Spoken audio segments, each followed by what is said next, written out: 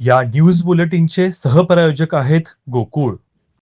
शिरोळ नगरपालिकेच्या उपनगराध्यक्षपदी तसेच स्वीकृत नगरसेवक पदासाठी निवड प्रक्रिया पार पडली।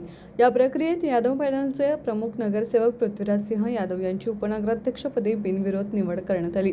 तसेच स्वीकृत नगरसेवक पदासाठी स्वाभिमानी शेतकरी संघटनेचे सचिन शिंदे व युवा सामाजिक कार्यकर्ते निलेश गावडे यांची निवड जाहीर करण्यात आली। या निवडीनंतर शिवशाहू आघाडीच्या कार्यकर्त्यांनी जल्लोष करत फटाक्याची आतिषबाजी व गुलालाची उधळण करून आनंद व्यक्त केला।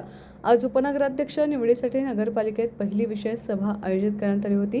या सभेच्या अध्यक्षस्थानी लोकनियुक्त नगराध्यक्षा योगिता सतीश कांबळे उपस्थित होत्या।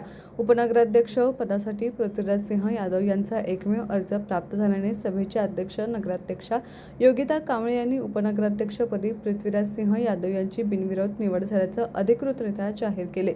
तसेच स्वीकृत नगरसेवक पदासाठी स्वाभिमानी शेतकरी संघटनेचे सचिन शिंदे आणि निलेश गावडे यांच्या नावांना मान्यता देण्यात आली। निवड जाहीर होताच कार्यकर्त्यांनी जल्लोष करत फटाक्याची आतिषबाजी आणि गुलालाची उधळण केली। यावेळी नूतन उपनगराध्यक्ष पृथ्वीराज सिंह यादव, स्वीकृत नगरसेवक सचिन शिंदे, निलेश गावडे, मुख्याधिकारी निशिकांत प्रचंडराव यांच्यासह अनेक मान्यवरांनी मनोगते व्यक्त केली।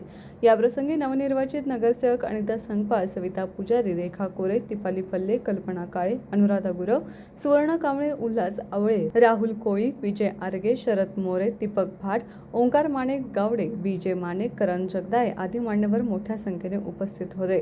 नूतन उपनगराध्यक्ष पृथ्वीराज सिंह यादव म्हणाले, शिरोळ शहराच्या सर्वांगीण विकासासाठी पुढील 5 वर्षांचा सविस्तर विकास आराखडा तयार करण्यात आला आहे। नागरिकांच्या मूलभूत गरजा लक्षात घेऊन टप्प्याटप्प्याने सर्व कामे पूर्ण केली जातील असं सांगितलं। टीव्ही नेक्स्ट साठी शिरोळहून सुभाष गुरव।